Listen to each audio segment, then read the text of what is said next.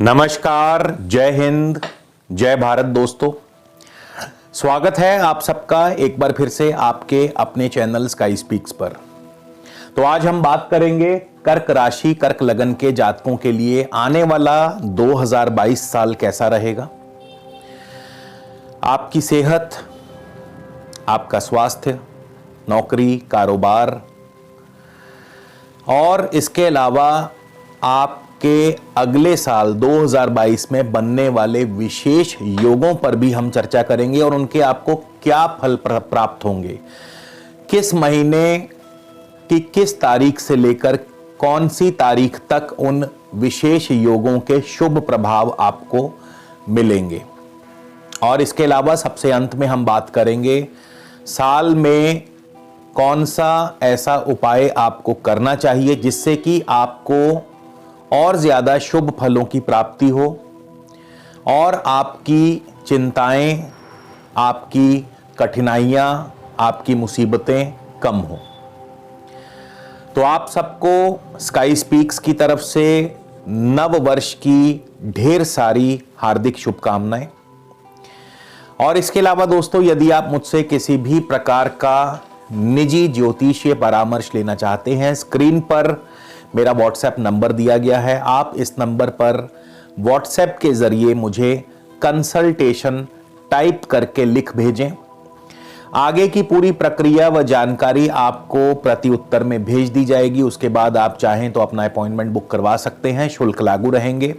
इसके अलावा हमारी वेबसाइट है www.skyspeaks.in। आप हमारी वेबसाइट के माध्यम से भी अपना अपॉइंटमेंट बुक करवा सकते हैं। तो चलिए आगे बढ़ते हैं और सबसे पहले हम बड़े ग्रहों की बात कर लें। बड़े ग्रहों में सबसे पहले देवगुरु बृहस्पति, शनि, राहु और केतु का हम जिक्र करेंगे कि वर्ष भर इनका क्या प्रभाव रहेगा, क्योंकि इनका प्रभाव जो है लंबे समय तक रहता है और स्थायी रहता है। तो सबसे पहले हम बात करेंगे देवगुरु बृहस्पति की। देवगुरु बृहस्पति 13 अप्रैल तक कर्क राशि, कर्क लगन से अष्टम भाव में रहेंगे। 13 अप्रैल तक भाग्य भाव के स्वामी देवगुरु बृहस्पति अष्टम भाव में होंगे। यानी 13 अप्रैल तक भाग्येश जब अष्टम भाव में होगा तो जाहिर सी बात है कि भाग्य आपका साथ नहीं दे पाएगा। तो यूं कहा जाए कि साल की शुरुआत थोड़ी सी धीमी रहेगी, गाड़ी धीरे धीरे रफ्तार पकड़ेगी, लेकिन पकड़ेगी जरूर।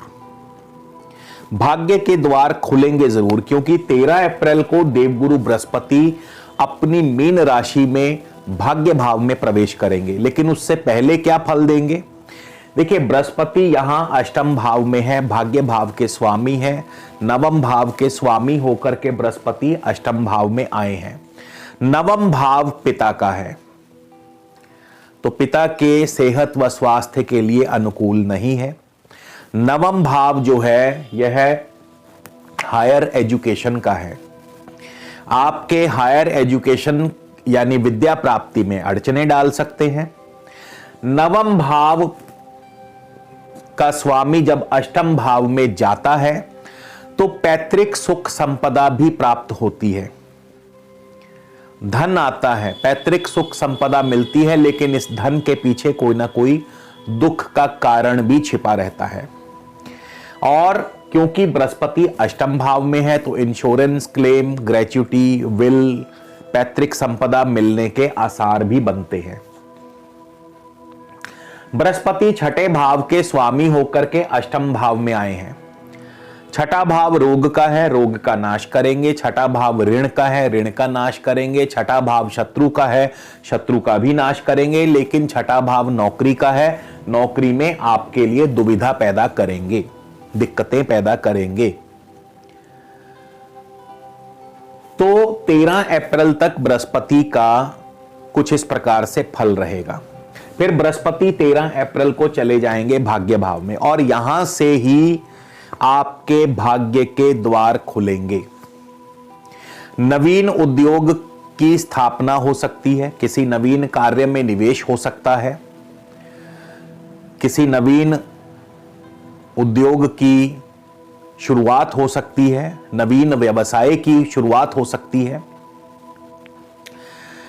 इंपोर्ट एक्सपोर्ट का कारोबार वृद्धि करेगा, इंपोर्ट एक्सपोर्ट के कारोबार में वृद्धि होगी, ट्रैवल एंड टूरिज्म के कारोबार में वृद्धि होगी।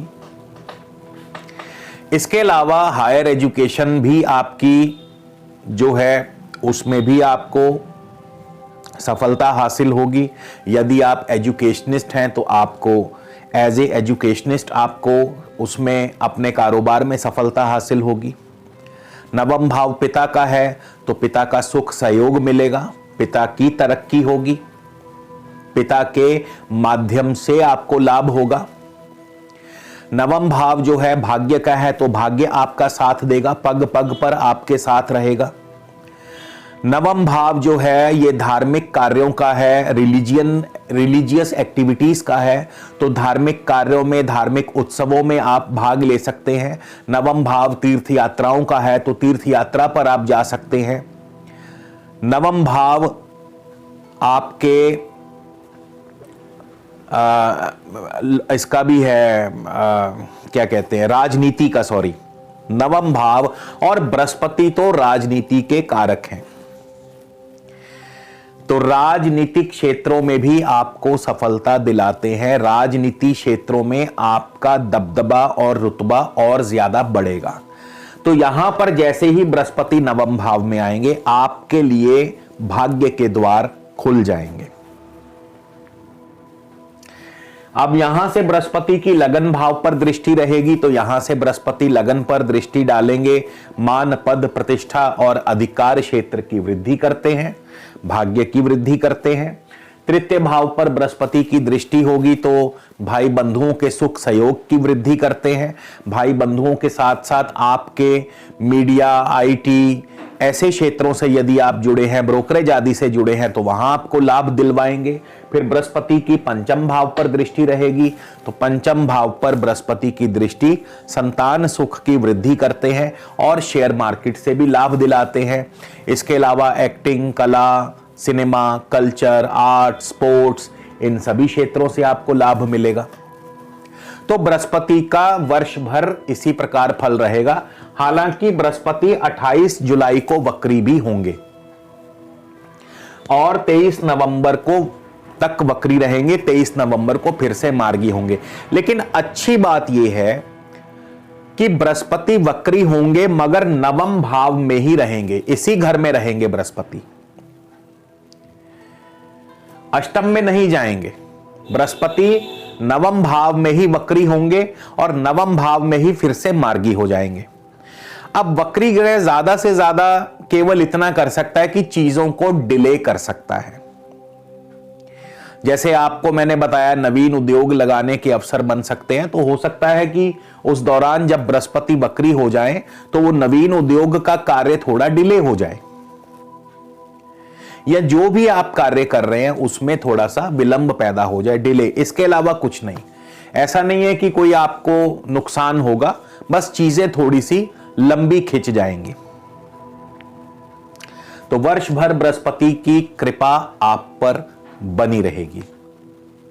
इसके बाद शनि की बात कर लें, क्योंकि दूसरे सबसे बड़े ग्रह शनि हैं और शनि भी आपके सप्तम भाव में चल रहे हैं। अष्टमेश भी हैं शनि आपको क्या फल देंगे? देखिए, यदि हम भौतिक चीजों की बात करें तो उसमें जैसे शनि सप्तमेश होकर के सप्तम भाव में बैठे हैं। अब सप्तम भाव जो है सबसे पहले यह वैवाहिक सुख का माना जाता है। सप्तमेश का सप्तम में होना यह तो सुनिश्चित करता है कि विवाह सुख बना रहेगा, लेकिन शनि थोड़े से नीरस ग्रह हैं, रूखे ग्रह हैं। वो विवाह सुख जो है वो रूखापन सा बना रहेगा। आपस में ठीक है, रह रहे हैं, चल रही है, निभ रही है, सब कुछ ठीक है, कोई प्रॉब्लम नहीं है, लेकिन रूखापन, एकाकीपन, नीरसता संबंधों में, लेकिन शनि व्यापारिक दृष्टिकोण से बहुत ही शुभ फल देंगे आपको। शनि से संबंधी जितने भी व्यापार हैं, जैसे कंस्ट्रक्शन का काम हो गया, लोहा लकड़ी जमीन जायदाद का काम हो गया, तेल का कारोबार हो गया, इसके अलावा और भी जितने व्यापार शनि से संबंधित हैं, तो आपको उन क्षेत्रों से बहुत अच्छा लाभ मिलेगा। शनि आपको बहुत जबरदस्त लाभ देंगे जब तक मकर राशि में है, क्योंकि शनि अष्टम भाव में भी जाएंगे। हाँ, एक और अन्य बात है कि शनि की दृष्टि रहेगी यहां लगन पर, कर्क राशि पर।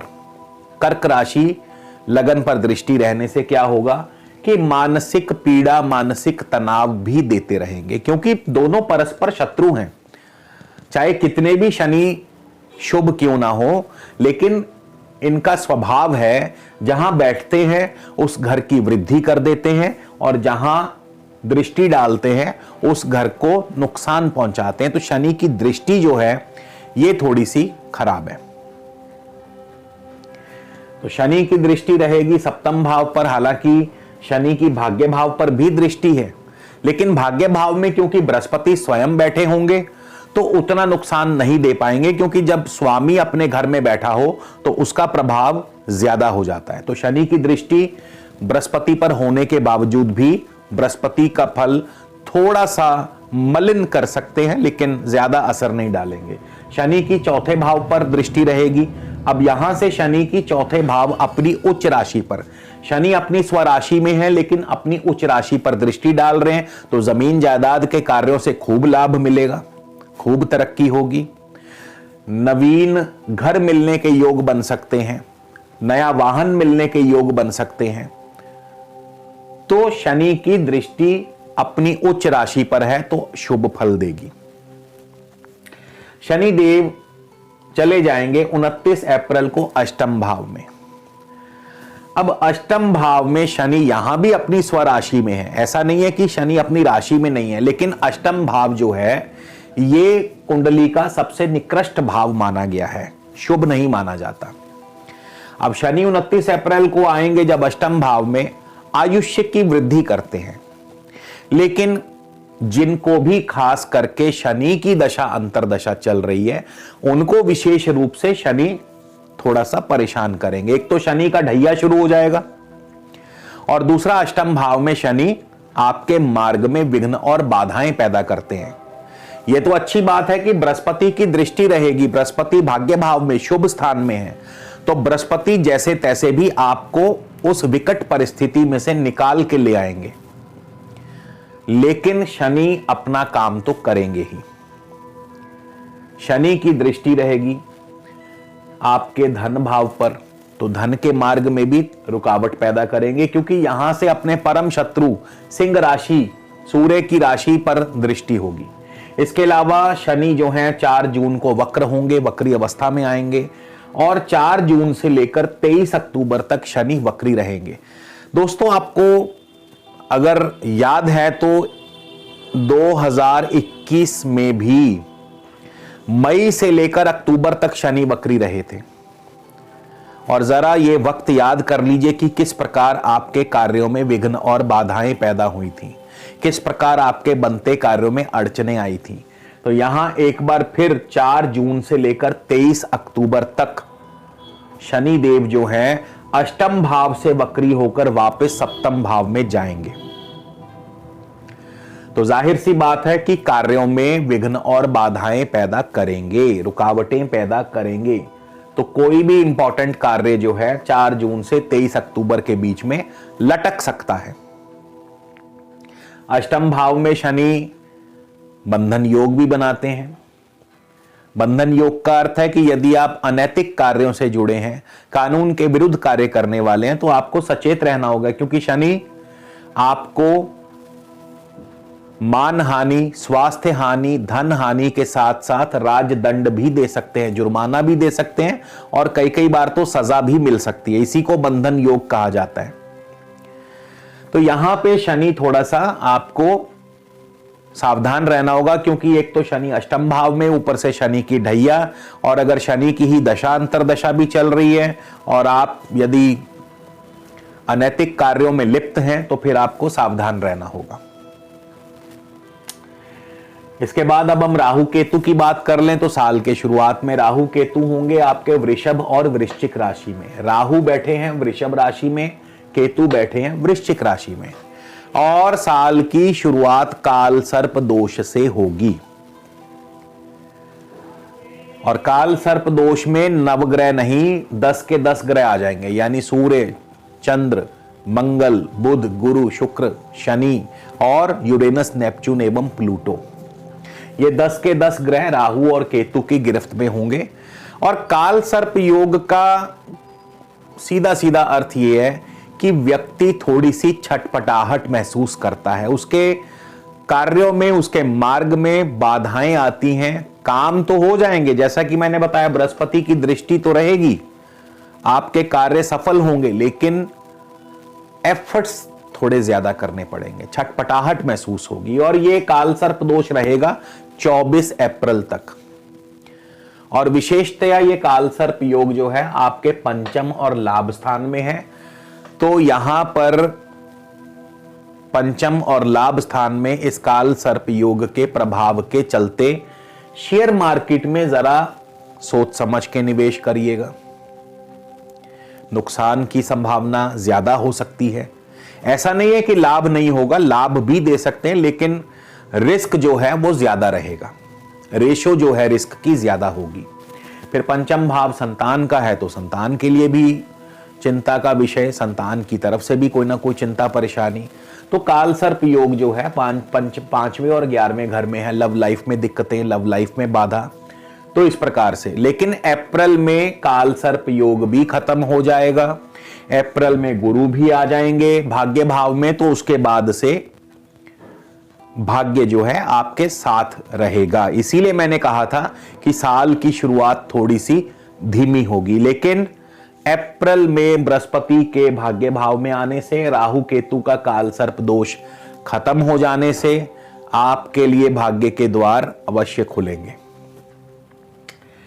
इसके अलावा जो विशेष योग बनेंगे इस पूरे साल के अंदर अंदर, मैं बहुत ज्यादा डीपली नहीं जा रहा हूं, केवल खास विशेष योगों की बात करूंगा कर्क लगन के लिए कि क्या क्या योग बनेंगे। कर्क राशि, कर्क लगन, आप इसे कर्क लगन कर्क राशि दोनों से देख सकते हैं, ये गोचर फल दोनों पर आधारित है। तो 14 जनवरी से 12 फरवरी तक सूर्य, बुध और शनि का युति योग रहेगा सप्तम भाव में। सूर्य धनेश हैं, बुध तृतीयेश और द्वादशेश हैं, और शनि सप्तमेश और अष्टमेश हैं। तो कारोबार के लिए यह युति योग जो है बढ़िया रहेगा, लेकिन शत्रु पक्ष आपको परेशान करता रहेगा। इसके अलावा दाम्पत्य सुख के लिए भी यह बढ़िया नहीं है, दाम्पत्य जीवन में भी कड़वाहट देता है। उसके बाद 27 फरवरी से 30 मार्च तक मंगल, शुक्र और शनि का योग बनेगा। मंगल जो है यहां पर उच्च होंगे, शुक्र चतुर्थेश और लाभेश होकर के, और शनि सप्तमेश और अष्टमेश। तो यहां पे एक प्रकार से राजयोग का निर्माण होगा, जो कि नो डाउट कारोबार के लिए बहुत ही बढ़िया है। कारोबार की वृद्धि, विदेशी व्यापार की वृद्धि करता है, मंगल उच्च के हैं। लेकिन मंगल और शनि के संयोग से जीवन साथी के साथ, पार्टनर के साथ दिक्कतें बढ़ेंगी, आपस में तालमेल की कमी होगी, और साथ ही साथ जो आपके ऑपोजिशन है, जो विरोधी पक्ष है, वो भी आपको परेशानी देगा। 12 फरवरी से 14 मार्च तक सूर्य और गुरु का योग बनेगा अष्टम भाव में। अब धनेश और भाग्येश अष्टम भाव में, तो जाहिर सी बात है भाग्य की हानि और धन की हानि दिखाई दे रही है 12 फरवरी से 14 मार्च के बीच में। तो यह जो समय रहेगा उस समय थोड़ा सा सावधानी बरतिएगा। धन हानि और भाग्य हानि दोनों के योग हैं, लेकिन पैतृक संपदा भी मिल सकती है। इसके बाद आपके सूर्य और बुध दोनों ही नवम भाव में होंगे। 24 मार्च से लेकर के 5 अप्रैल तक सूर्य और बुध का बुध आदित्य योग बनेगा, लेकिन यहां पर जो बुध हैं वो नीच के होंगे, तो यह योग उतना प्रबलता से फल नहीं दे पाएगा। 24 मार्च से 5 अप्रैल तक सूर्य और बुध का योग बनेगा नवम भाव में। बुध नीच के होंगे, बुध उतना सशक्त फल नहीं दे पाएंगे, लेकिन फिर भी जो विदेशी व्यापार है, वो ठीक ठाक रहेगा और विदेशी व्यापार के जरिए धन लाभ हो सकता है। अन्य मामलों में बुध यहां अशुभ फल ही देंगे। इसके बाद मंगल, गुरु और शुक्र का 17 मई से 23 मई तक नवम भाव में युति योग बनेगा। मंगल, गुरु और शुक्र, मंगल आपके पंचमेश और दशमेश है, यानी केंद्र और त्रिकोण के स्वामी हैं। मंगल योगकारी हैं, गुरु भाग्य भाव के स्वामी हैं और शुक्र लाभेश हैं। तो मंगल, गुरु और शुक्र का यह भाग्य योग का निर्माण करते हैं यहां नवम भाव में, या भाग्य लक्ष्मी योग का निर्माण करते हैं। तो यह योग बनेगा 17 मई से 23 मई। बहुत अल्पकालीन रहेगा, बहुत कम समय के लिए रहेगा, लेकिन जाहिर सी बात है भाग्य की वृद्धि होगी, इंपोर्ट एक्सपोर्ट के कारोबार की वृद्धि होगी, नौकरी में कारोबार में तरक्की, प्रमोशन भी मिल सकती है आपको, जमीन जायदाद संबंधी कार्यों में भी आपको सफलता मिलेगी।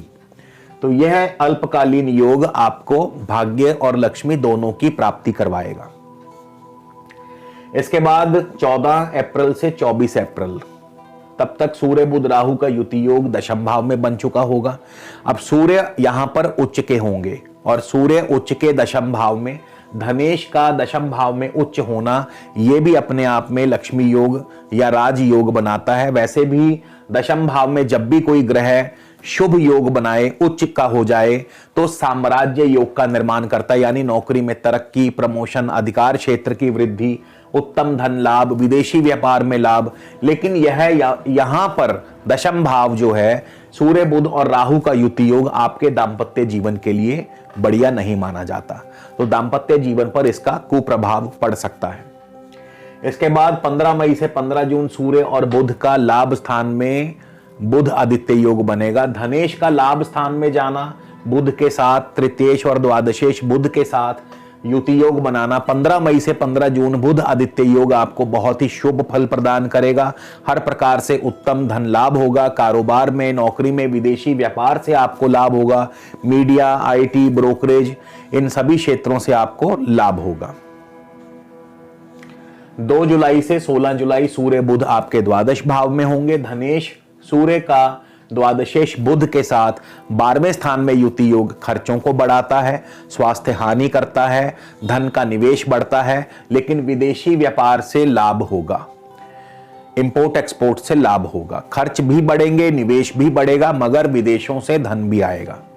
उसके बाद यहां 16 जुलाई से 16 अगस्त तक सूर्य और शनि का समसप्तक योग बनेगा, जो कि सेहत के लिए उत्तम नहीं है। सूर्य और शनि के इस समसप्तक योग की वजह से सेहत और दांपत्य इन दोनों पर इसका बुरा असर होगा।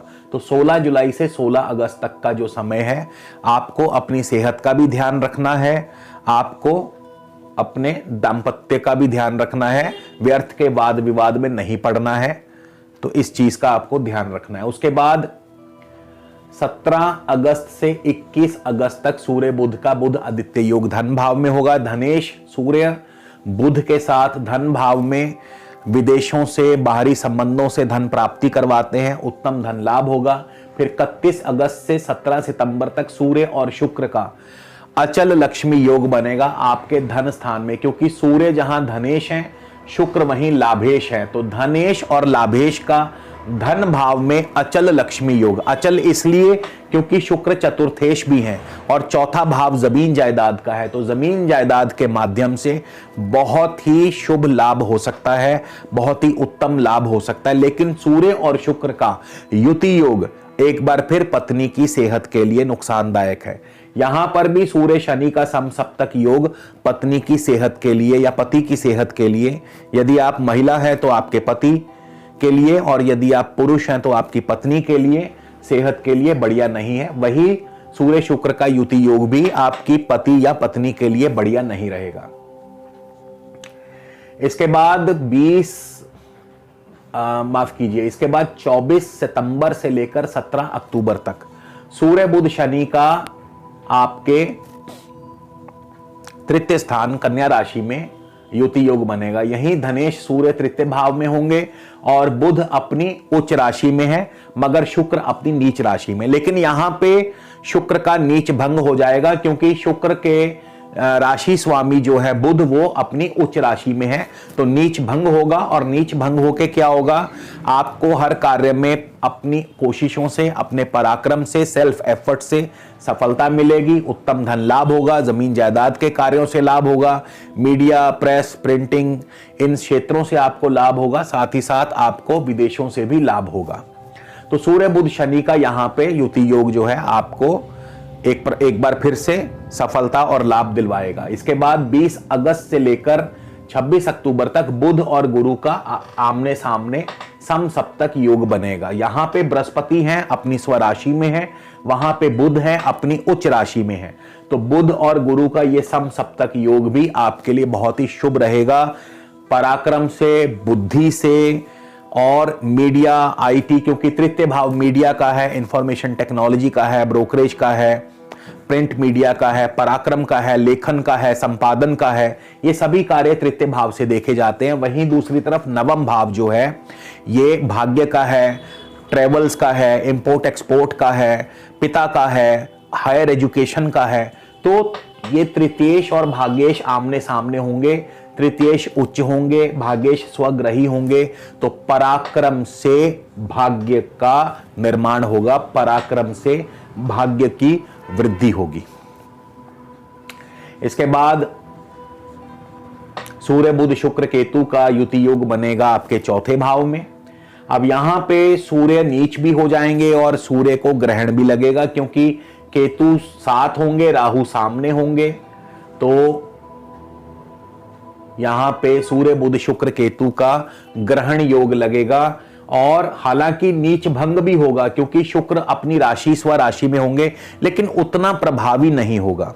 तो यहां पे क्या होगा कि चतुर्थ भाव से जिन जिन बातों का विचार किया जाता है उनमें थोड़ी सी कमी देखने को मिलेगी। जैसे कि माता जी के स्वास्थ्य को लेकर के चिंता रहेगी, जमीन जायदाद के कार्यों में दिक्कतें परेशानी आ सकती हैं, पढ़ाई में आपका मन जो है वो नहीं लगेगा, वाहन आदि से चोट आदि की संभावना बन सकती है। तो थोड़ा सा सावधान रहिए 26 अक्टूबर से 11 नवंबर। उसके बाद 16 नवंबर से 3 दिसंबर सूर्य बुध शुक्र का पंचम भाव में युति योग बनेगा। पंचम भाव में बैठे हैं धनेश, तृतीयेश, द्वादशेश और शुक्र चौथे और 11वें भाव के स्वामी। तो जाहिर सी बात है संतान सुख की वृद्धि करते हैं। इसके अलावा लव लाइफ बढ़िया चलेगी, शेयर मार्केट से अच्छा लाभ होगा, आर्ट्स, कला, कल्चर, स्पोर्ट्स, इन सभी एक्टिविटीज से आपको लाभ होगा। एक्टिंग में, सिनेमा में यदि आप रुचि रखते हैं तो आपका झंडा हमेशा ऊंचा रहेगा। इसके बाद सूर्य बुध शुक्र छठे भाव में 16 दिसंबर से 27 दिसंबर तक रहेंगे। यहां पर भी नौकरी में वृद्धि, नौकरी में तरक्की, नौकरी में अनुकूलता प्रदान करते हैं, लेकिन थोड़ा सा स्वास्थ्य का ध्यान जरूर रखिएगा। अन्य सभी मामलों में रोग को छोड़ करके ऋण की सुविधा दिलाते हैं, प्रतियोगी परीक्षाओं में आपको सफलता दिलवाते हैं, शत्रु आपके सामने दबे रहेंगे, जमीन जायदाद के कार्यों से आपको लाभ होगा और विदेशी व्यापार से आपको लाभ होगा। नौकरी में प्रमोशन, तरक्की मिल सकती है।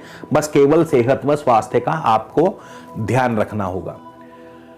तो इस प्रकार से कर्क राशि, कर्क लगन वालों के लिए आगामी सन 2022 रहने वाला है। थोड़ा सा खट्टा, थोड़ा सा मीठा, मिला जुला फल रहेगा, मिश्रित फल रहेगा। कभी भी कोई समय एक जैसा नहीं रहता है। अब हम बात करेंगे कि आपको जो शनि के प्रभाव से, क्योंकि शनि की दृष्टि लगभग वर्ष भर रहेगी आपकी राशि के ऊपर, तो शनि के प्रभाव से जो आपको मानसिक पीड़ा, मानसिक व्यथा होगी, चाहे शनि सप्तम में हो या शनि अष्टम में हो। अब जाहिर सी बात है सप्तम में हो तो भी लगन पे दृष्टि और अष्टम में होंगे तो शनि का ढैया रहेगा। तो इसके लिए क्या करना चाहिए, शनि देव को प्रसन्न कीजिए, जितना हो सके शनि देव का पाठ कीजिए। ओम शम शनैश्चराय नमः, इस शनि देव के मंत्र का जाप करते रहे रोजाना। 1 माला, 3 माला, 5 माला, जितनी आप अपनी सामर्थ्य अनुसार कर सकते हैं। प्रत्येक शनिवार शनिदेव के मंदिर जाएं, माथा टेकें, शनिदेव के आगे नमन करें, प्रार्थना करें, उनके सामने नाक रगड़े कि हे शनिदेव अपनी कृपा दृष्टि हम पर बनाए रखिएगा। इसके अलावा आप शनिदेव की चीज़ों का दान भी कर सकते हैं, जैसे कि आप काले उड़द का दान कर सकते हैं, सरसों के तेल का दान कर सकते हैं, और भी शनिदेव की कई वस्तुओं का, काली चीज़ों का, चमड़े का, इन सभी वस्तुओं का आप दान कर सकते हैं, गरीबों में दे सकते हैं। तो निश्चित तौर पर शनिदेव आपसे प्रसन्न रहेंगे और कोई भी आपका अहित नहीं करेंगे। तो दोस्तों इसी के साथ आपसे विदा लेता हूं, अगले वीडियो में फिर मुलाकात होगी। तब तक के लिए नमस्कार, जय हिंद, जय भारत।